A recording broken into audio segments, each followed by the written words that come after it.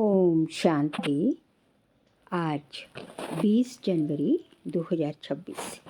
आज के श्री महावाक्यों में हमारे परमपिता परमात्मा शिव कहते हैं, मीठे बच्चे, बेहद के बाप को याद करना ये है गुप्त बात। याद से याद मिलती है, जो याद नहीं करते उन्हें बाप भी कैसे याद करे। बेहद के बाप को याद करना ये है गुप्त बात।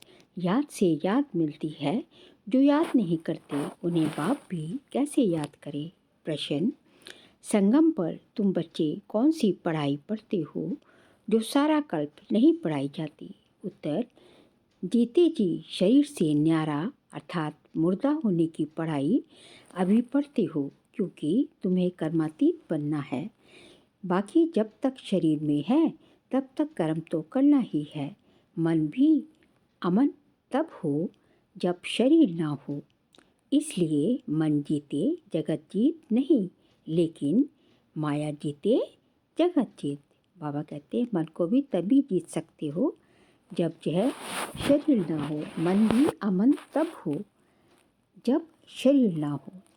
और इसलिए मन जीते जगत जीत नहीं, क्या बोला, माया को जीतने से आप जगत को जीतेंगे। मन को तो मन जीते जगत जीत नहीं है, क्योंकि मन को अमन तभी कर सकते हैं जब शरीर नहीं हो। ओम शांति।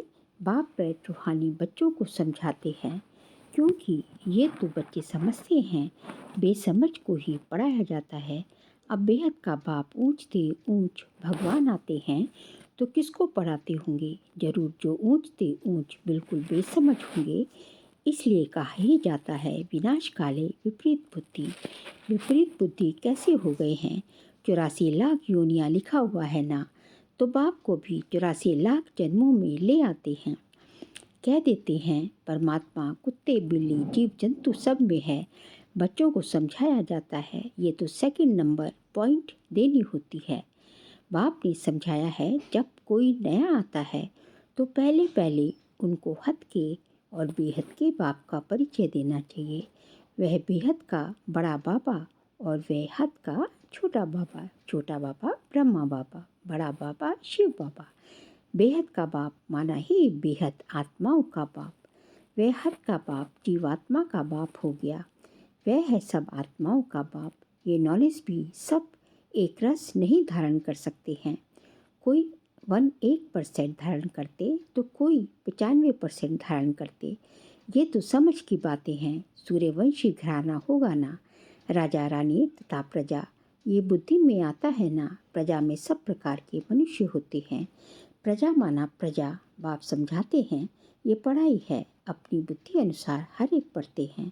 हर एक को अपना अपना पाठ मिला हुआ है।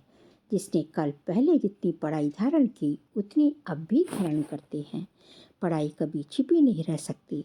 पढ़ाई अनुसार ही पद मिलता है। बाप ने समझाया है, आगे चल इम्तिहान तो होता ही है, बगैर इम्तिहान ट्रांसफ़र तो हो न सके। पिछाड़ी में सब मालूम पड़ेगा, बल्कि अभी भी समझ सकते हैं कि किस पद के हम लायक हैं।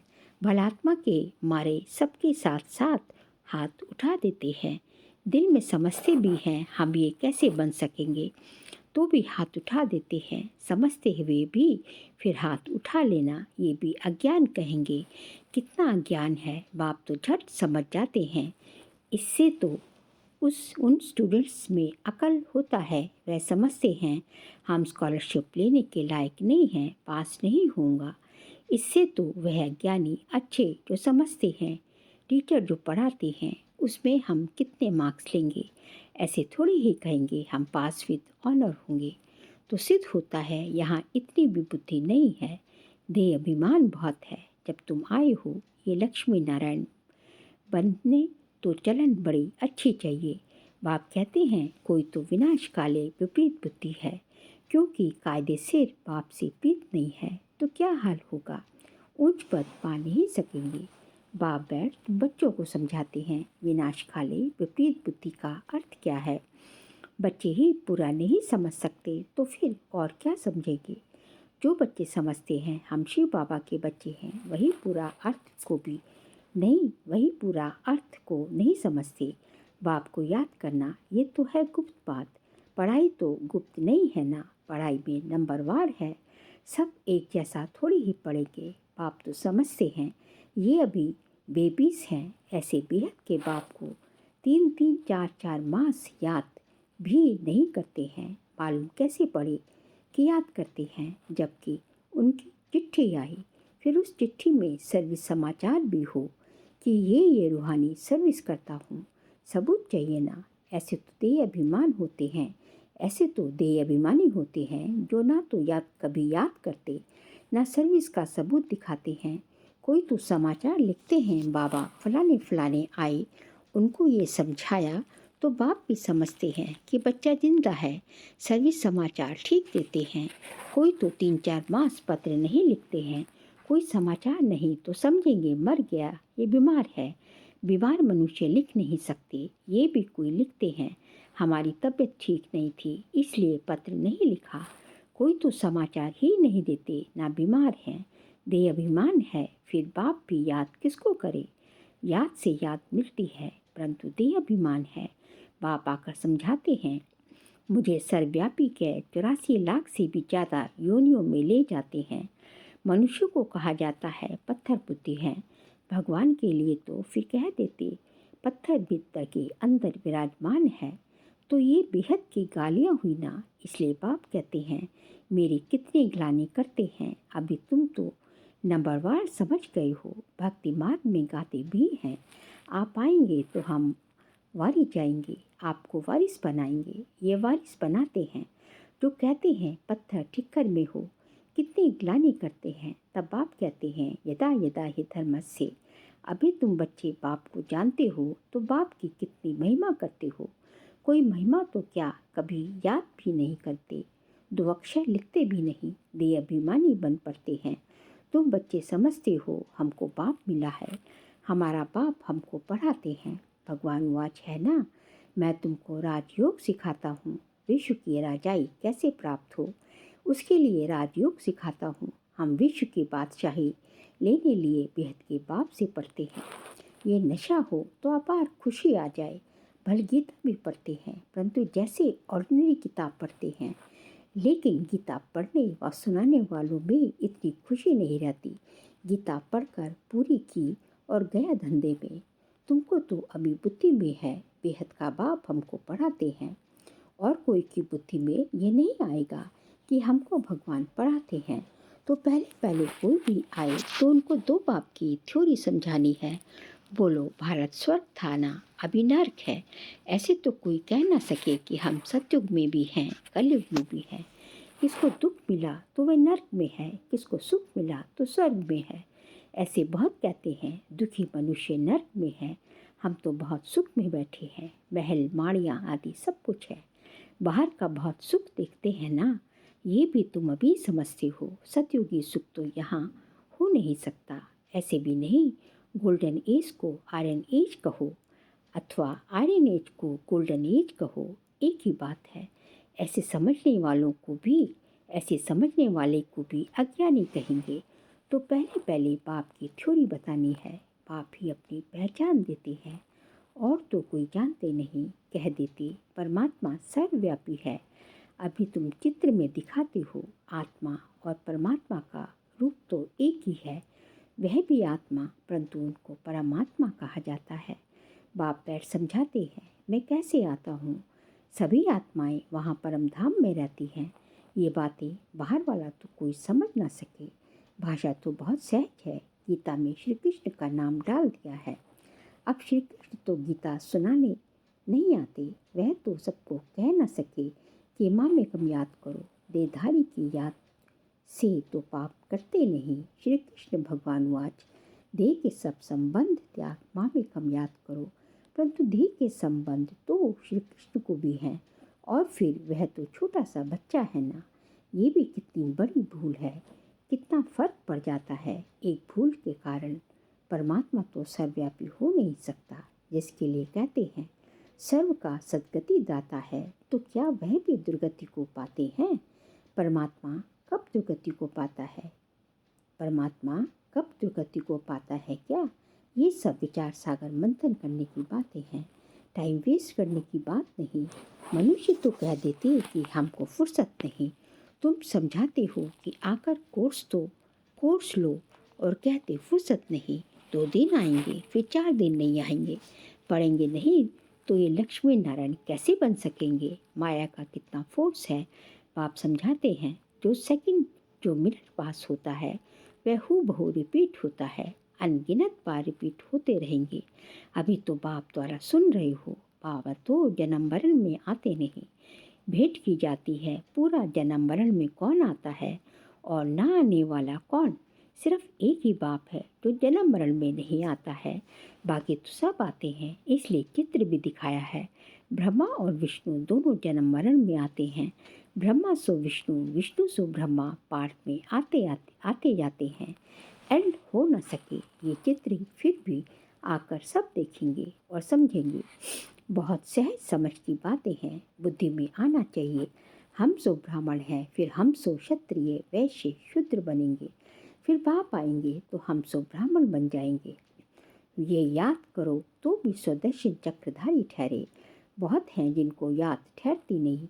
तुम ब्राह्मण ही स्वदर्शन चक्रधारी बनते हो, देवताएं नहीं बनते हैं। ये नॉलेज कि चक्र कैसे फिरता है, इस नॉलेज को पाने से वह ये देवता बने हैं। वास्तव में कोई भी मनुष्य स्वदर्शन चक्रधारी कहलाने के लायक नहीं। मनुष्यों की सृष्टि मृत्युलोक ही अलग है। जैसे भारतवासियों की रस्म रिवाज अलग है, सबका अलग अलग होता है। देवताओं की रस्म रिवाज अलग है, मृत्युलोक के मनुष्यों की रस्म रिवाज अलग। रात दिन का फर्क है। इसलिए सब कहते हैं हम पतित हैं।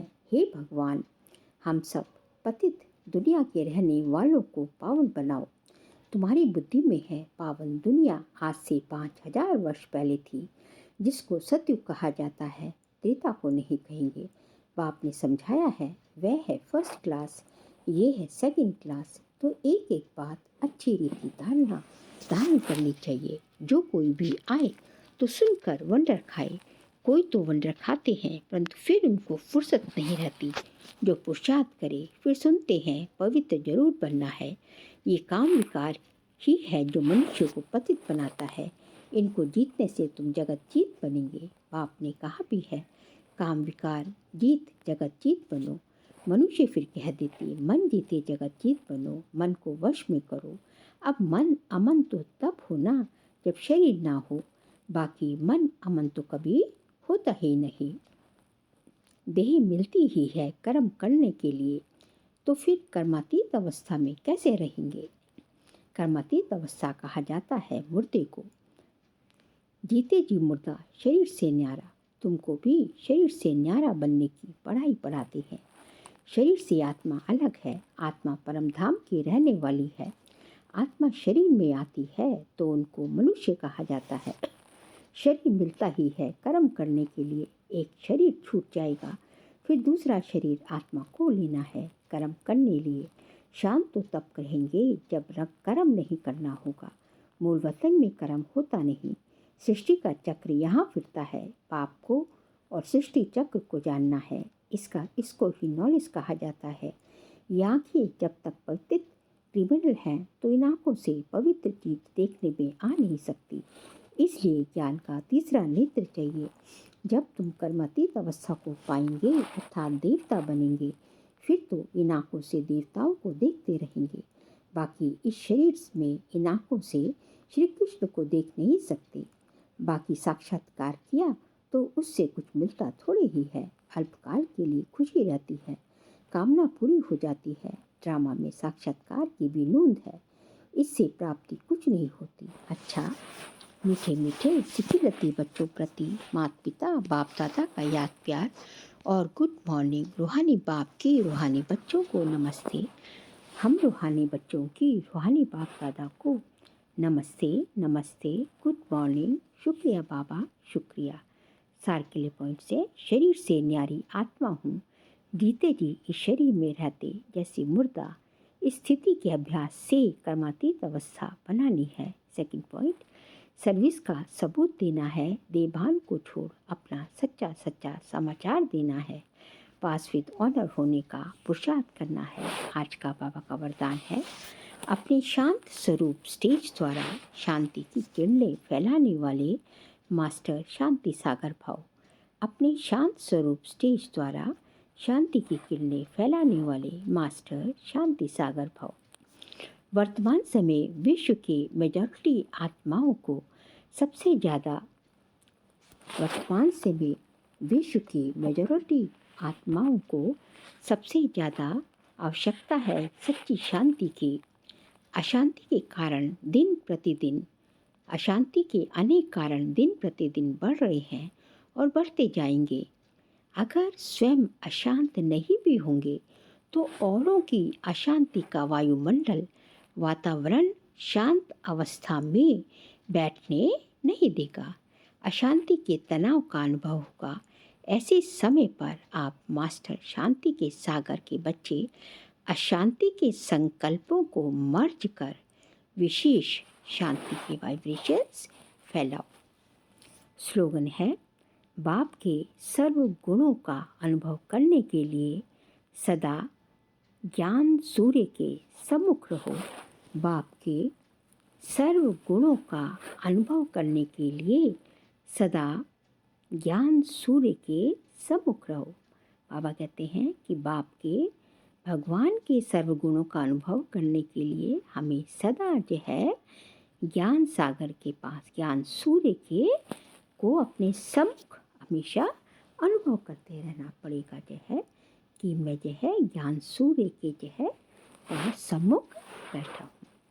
फिर जनवरी मास का अव्यक्त इशारे का सब्जेक्ट है, इस अव्यक्ति मास में बंधन मुक्त रहे, जीवन मुक्त स्थिति का अनुभव करो। आज का पॉइंट है, अभी समय की बचत, संकल्पों की बचत, शक्ति की बचत की योजना बनाकर बिंदी रूप की स्थिति को बढ़ाओ। जितना बिंदी रूप की स्थिति होगी उतना कोई भी इविल स्पिरिट व इविल संस्कार का फोर्स आप लोगों पर वार नहीं करेगा। आप भी उनसे मुक्त रहेंगे और आपका शक्ति रूप उन्हों को भी मुक्त करेगा। अच्छा, ओम शांति।